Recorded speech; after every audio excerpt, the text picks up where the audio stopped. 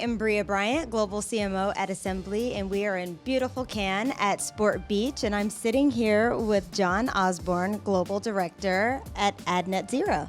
True, and it's great to be here, Bria, and we are literally courtside. You can't see courtside here. Yes, it's really exciting. Serena's going to be here. It's going to be crazy. Oh my madness. gosh.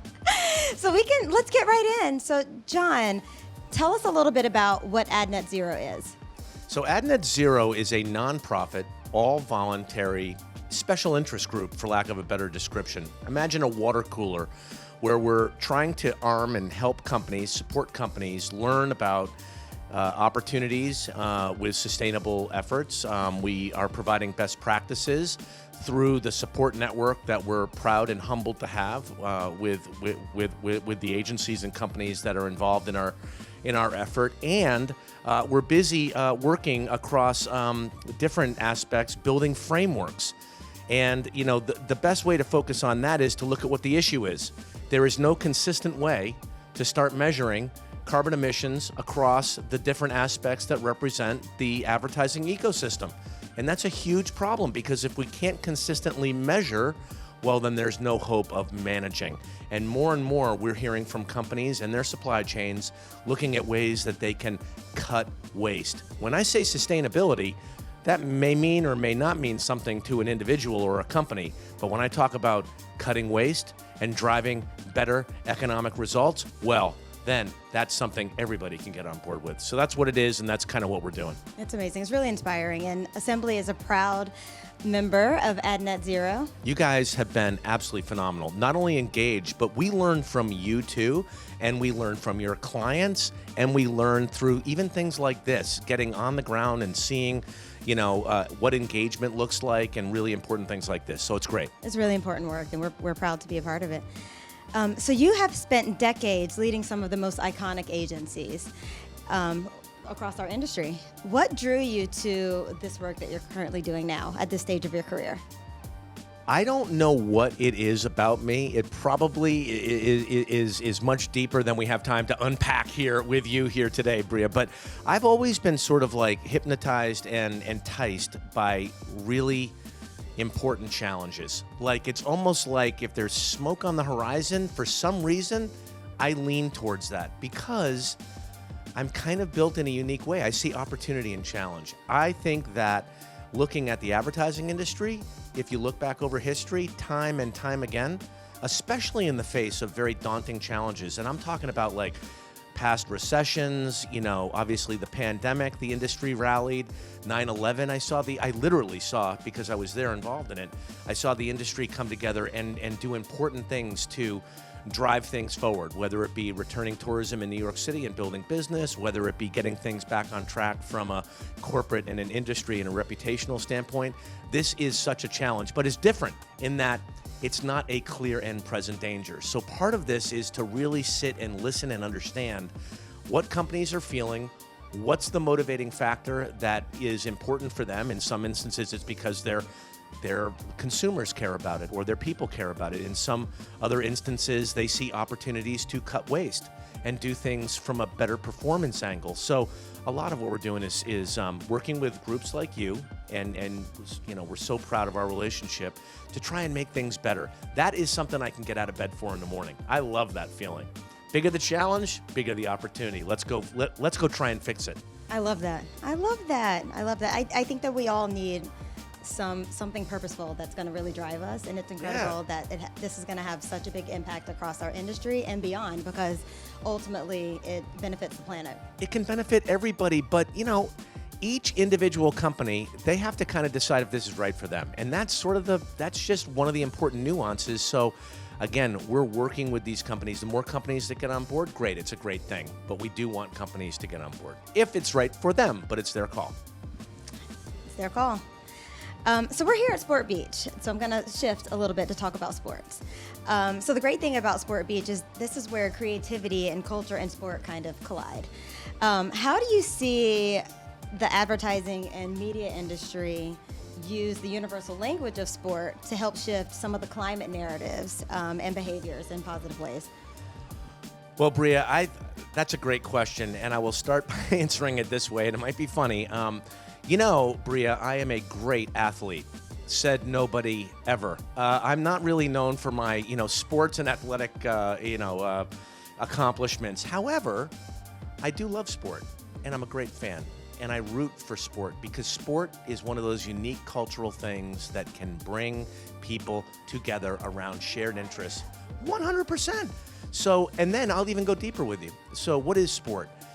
People and teams that excel at, first of all, it's a team sport oftentimes. Yes, there are individual sports, but I love team sports because you can go further faster as a team. But sport is about performance at the end of the day. The ones that, more often than not win are those that perform better. In the game of performance, that's very relevant to the advertising world. It is about outperforming the results or the expectations on behalf of a client, overcoming barriers, finding ways around, tapping into new opportunities. It's all about performance. Everything, looking out on your experience here in Cannes, is about performance, whether it be performance on the court or on the field or in the boardroom. And that's a really important thing. I'm hypnotized by corporate athletes just alongside, modern day sports athletes. And that's an important thing that we spend a lot of time focusing on. So when it comes to performance, it all matters. It all adds up. So looking at sustainability, measurement, it all adds up. How are we going to get more companies to have an opportunity to measure more consistently so they can therefore take action? I love it, man. So performance is where the game is, and that's where my focus is as well. Amazing. That's where our focus is at Assembly as well. We are experts at making brands perform. See, we're on the same wavelength here. We're on the same team. We are on the same page. All right, so Cannes has always been about shaping what's next for our industry. In your view, what role should marketers and agencies play in accelerating climate action, both through the work that we make and in the way that we work? Well, that's a tricky question to answer because there's no one shoe size that fits all. And it really does depend on the interests of the company. So, while I would love to think that people really listen to me, I have to earn that each and every day. I'll tell you who they do listen to, I can guarantee you, is their client. At the end of the day, the clients really matter. And so a lot of the advertising ecosystem is comprised of agencies and suppliers that meet the needs of the clients they serve. The interests of a client may vary. Sometimes when a client or a corporation decides to get involved in counting emissions, in an effort to manage it, they may look at the content. So they can set benchmarks and figure out before they do a big new campaign and they create all these assets, how are they going to mitigate carbon emissions and do things more, carbon, efficiently. But oftentimes that means doing things to cut waste, do things really efficiently. Like instead of going and shooting a TV commercial or a digital content series, let's actually fold in the POS and some of the print and some of the outdoor so that we don't have to go back and do it again and again and again. We can kind of create some economies of scale there. In other industries, it may make sense to look at digital media. We have analyzed, various channels. We're here in Cannes at AdNet Zero. The big thing that we were focused on was releasing our global media sustainability framework, which provides apertures and guidance right down to the formula level, so create greater consistency across the industry, which is going to be a really big unlock, I think, for the companies that represent this industry. So it kind of depends on the company, but I think it's definitely not up for debate. I think we as an industry definitely need to be on the front foot when it comes to innovation and driving things forward. So as I look to the future, that's where I look for opportunity. I'm starting to see signs of it this year. Last year we were here, Bria, we were talking about all the promises that were being made.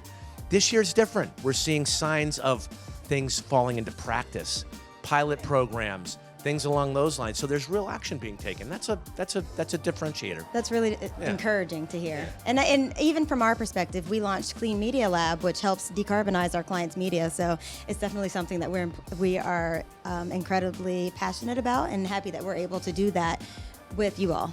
Right back at you. Right. All right. So AdNet Zero's 5-point plan covers everything from production emissions to promoting sustainable products. Which of those areas do you think has the greatest potential? And I think you've hit on this a little bit, but the greatest potential for impact in the U.S. Right now? Well, it all adds up. So it's hard to kind of pick and choose which is the most important area. It kind of depends on the company, but I will say that whether it's the making of things, which would be action 2, the media and the distribution behind those things, that would be action 3, that's media, and even experiential things like where we are here right now. You know, there's a carbon load for this, and it's interesting to look around. You guys are obviously recycling a lot of this stuff, and you're taking a thoughtful approach to how you're activating behind this. That's an area of opportunity as well. And then there's other areas, like look at the work itself. When you start to look at the work itself, we can start to look at partners like Kantar and track the sustainable behaviors that might pop in the work itself around the globe. So one of the things that we're doing is partnering with them to analyze this on a yearly basis to see where we are seeing sustainable behaviors. Right now we're hovering around 6%. That's good news, bad news. Good news is we have a metric. Bad news is not that high. Good news, back to good news. There's plenty of room to grow, so let's get going, you know. So that's, lots of opportunities. Yes. All right, so with that in mind, what advice would you give to agencies or brands who are looking to operationalize sustainability within their everyday decision making? That's a great question. Depends on the business, but I would say this: if you're a advertiser, and I get a lot of advertisers that are sort of interested in this, first thing I say is please, please, please, please talk to your agency partners and encourage them to talk to their partners and encourage their partners to talk to their partners. Because when you unpack the ecosystem, it's quite, there are a lot of players along that ecosystem, and there is plenty of opportunity with those players, with the work they do, and even in the gaps that sit between them for us to tighten things up. And again, some people kind of glaze over when I say sustainability. I can't even say sustainability, but when I do say sustainability, they kind of glaze over, and others really lean forward. But if I say we're talking about driving less waste, looking for efficiency of scale, looking for driving business impact, whether it's brand valuation, share, whatever the business metric is, that is something that most everybody can get on board with. And I like that. Awesome. All right, so speaking of people who are glazing over when you talk about sustainability. Oh, we're going down the glazing over, oh boy. Yeah. What gaps have you identified? Like, what are people not talking about? What are the things that you wish more people were talking about relative to sustainability? Well, I can't make anybody talk about anything, despite the fact that I would love to have you think otherwise. But I would say we invite companies to engage however they want to engage. Green hushing, I guess, is the terminology. It's real, but that's okay. You know, some people are willing to talk about it, others are not. I will say nothing will help companies understand the opportunities more than case studies. So we really do want companies to lean forward. Even in Cannes, I've heard at least a dozen case studies that should be entered into, shameless plug, the Ad Net Zero Awards, Campaign Ad Net Zero Awards, which are going to be coming up in November. These are great case studies that are either based on pilot programs or more scaled programs. We should take a look at them and learn from them.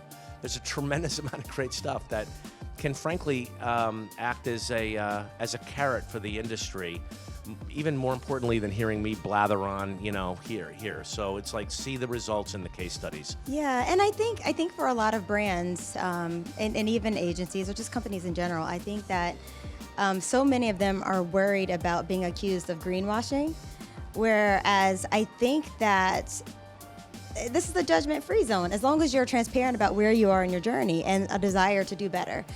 So right. I think if more companies took that stance, we would be in a much better place. And you also hit on something else, is when companies talk, they've got to talk transparently, honestly. Don't be...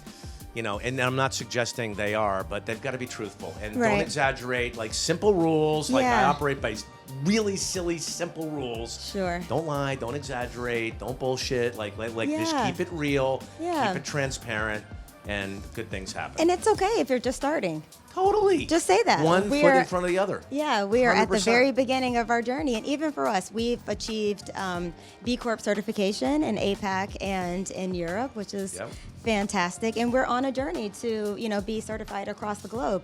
But it's just that. It's a journey. I remember 2 years ago, we were sitting, and you guys have done a lot of really, really interesting things over the last couple of years. So you are on a journey. I think that's great. Yeah. And you're running at your pace, and that your pace is right for you. I think it's great. Yeah. Awesome. Well, thank you so much for this conversation. You're the best. It's amazing. It's great to be here. I look forward to being here again in a year. God willing. Yeah. Thanks. Thanks for all your support. You rock. Oh, I say thank Oh, you. one more thing. Look at the color. I mean, she's very much on brand. She's wearing a rockin' green dress. I'm wearing green. I'm also wearing a paper hat. There you go. There you go. You're living it. I'm living sustainability. Thank you, Bria. Thank you.